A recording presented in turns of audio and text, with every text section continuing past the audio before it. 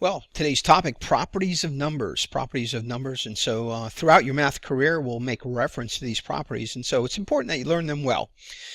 I don't think they're hard. I think you'll be able to understand these quite easily. And I'll give you a couple keywords that will make that happen for you. So the first one is the commutative property, C-O-M-M-U-T-A-T-I-V-E, the commutative property.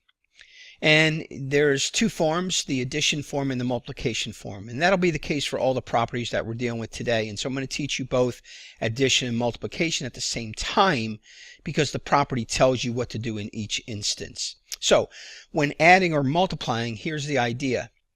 The order can be changed. That's commutative property. So it's important that you associate the word order with commutative. You can change the order. So if you look here on the left at our first example, right here, and so on the left-hand side we have A plus B. Now, don't get caught up with the variables. The A is simply the first number, and the B is the second number. According to this property, we can switch the order. Let's put the B first, and let's put the A second. All right? We switch the order. When adding, you can switch the order, commutative property. Second example is multiplication, but again, you have a first times a second. You can switch the order to the second times the first. Commutative property, pretty simplistic. You can change the order. And look, there are times when this is to your advantage to change the order.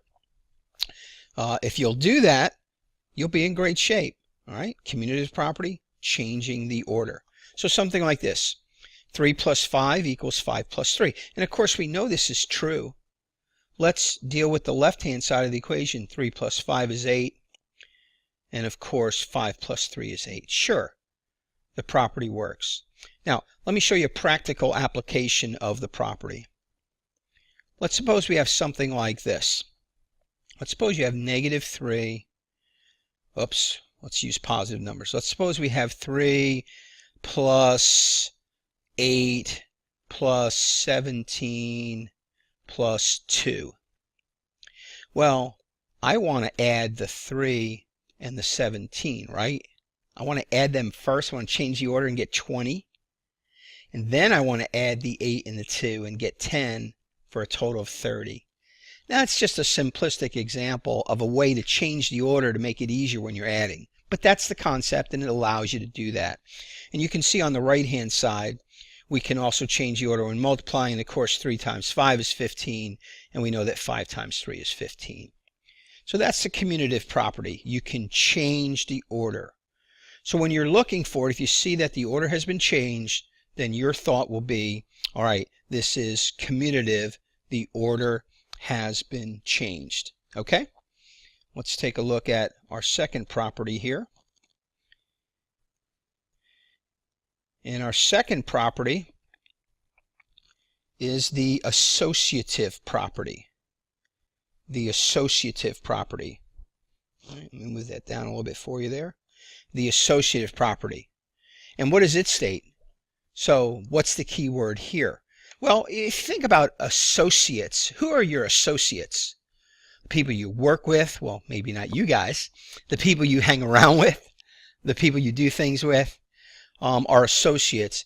And so in this case, with the associative property, you can change the grouping. You can change the grouping. All right, so if you look at our first example here on the left, we've got the B is grouped with the C. Now again, look, the A is the first thing, B is the second, C is the third. The second and the third are grouped. So what we're saying is we can change that grouping. Let's group the first and the second. And if we change that grouping, we'll still have the same value. Now notice, we didn't change the order. That would be commutative. We changed the grouping. On the left, you have an A, and then a B, and then a C. And on the right, you have an A, and then a B, and then a C. We just changed who's grouped together. On the left, B is with C, and on the right, B is with A. We can do the exact same thing with multiplication. Again, let's change the grouping and now group A and B and then times C. Now you can put a raised dot there between the parentheses and the C, but it's not necessary, but you can have that there, right? We change the grouping. That's associative. Change the grouping.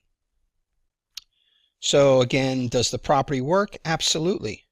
Let's go ahead and follow the order of operations. I'm going to do the left-hand side first. All right, order of operations says go into parentheses. 3 and 4 is 7. I still have the 2 and the plus. Let's finish this left-hand side. 2 and 7 is 9. Let's see if that indeed equals the right-hand side. Do the parentheses first. 2 and 3 is 5. We get 5 plus 4, and sure enough, 5 and 4 is 9. Of course, the property works.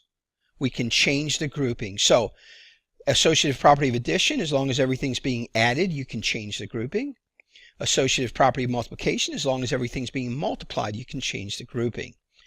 Again, looking over here, on the left-hand side, let's do the 3 times the 4, and we all know that that's a 12. And so we end up with 2 times a 12, and 2 times 12 is 24. On the right-hand side, let's do the 2 times 3. And we all know, of course, that that's a 6. Oops, got rid of too much, and that's okay. We'll leave it there. And then times a 4, and we all know 6 times 4 is 24. And sure enough, the associative property works. So associative grouping. Changed. The grouping can be changed. That's what you need to get into your thought process. All right, what about a third property here? Third property. All right, and this one is the identity property. The identity property, I-D-E-N-T-I-T-Y, the identity property. All right, this is the way I explain to my students. The identity property, whether you're adding or multiplying, gets you back to the original. All right, not back to the future, but back to the original. So the identity property, you're right back to the original. So if you look here of addition, and I'm looking right here, I hate when I do that. All right, let's see if I can undo that. There we go. All right, so I'm looking right here, right? And so notice I start with an A. And what the identity property of addition is, we can add 0 to anything, and guess what? You're right back to the original. So basically the identity property of addition says, hey, adding 0 to anything gets you back to the original. So A plus 0 equals A. 7 plus 0 equals 7. Negative 32 plus 0 equals negative 32. All right? That's the idea. Back to the original. Now notice for multiplication, we're not going to multiply by 0 because that won't get you back to the original. But multiplying by what gets you back to the original? In this case, we're going to multiply by 1, and we're right back to A. A times 1 is A. Do you remember in a previous lesson when we were changing decimals into fractions, and I said we need to multiply by a form of 1? See, we were basically putting into practice the identity property, and we knew we weren't changing the value. We were just changing the form in that case, but it would be equal. All right, so A times 1 equals A. So, you know, pretty simplistic situation. 3 plus 0 is 3. Boy, that's pretty easy. 19 times 1 is 19. What could be easier than that? I don't know, because that's pretty simplistic. Don't let a variable throw you off. Hey, I'm adding 0 to anything, so 3n plus 0 is 3n. I'm multiplying times 1. 2y times 1 is 2y. Whoa, all right, that happens every once in a while with my pens. 2y times 1 is 2y. Okay?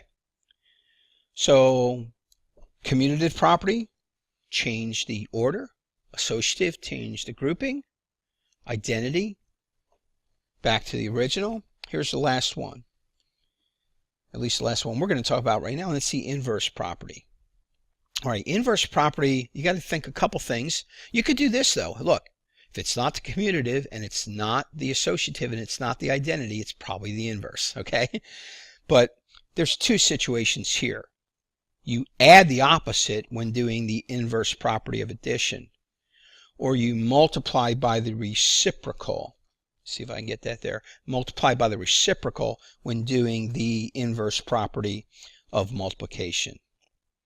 Okay, So let's see if I can get these to make sense. So if addition is the opposite, what's the opposite of A? And the opposite of A is negative A. And A plus negative A equals 0. So the inverse property is what will result in 0. What must you add to something to end up with 0? Okay, and that's its opposite. When you're talking about multiplication, if you'll multiply something by its reciprocal. Now, what's the reciprocal? 1 over the value, so 1 over A. A times 1 over A is 1. A times 1 over A is 1. Okay? Inverse property. So let's do a couple examples. Let's do the addition ones first, and then we'll finish up with multiplication. So I'm looking right here, right? So 3 plus what will equal 0? We know we got to end up with 0, right? And hopefully you're thinking negative 3. Negative 7n plus what will equal 0? And I hope you think a positive 7n, right?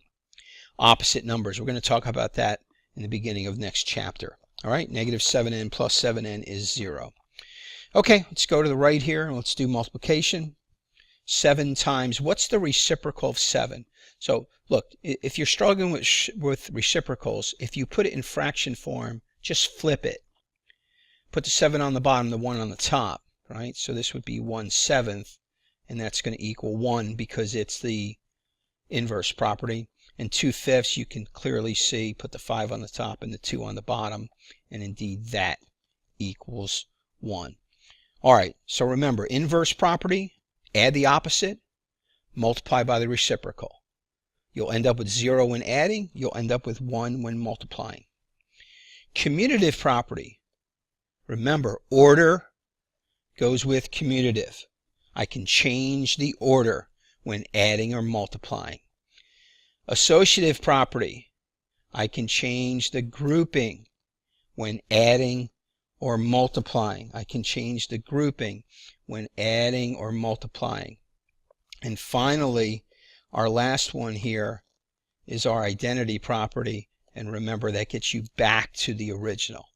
Okay? Those are the properties.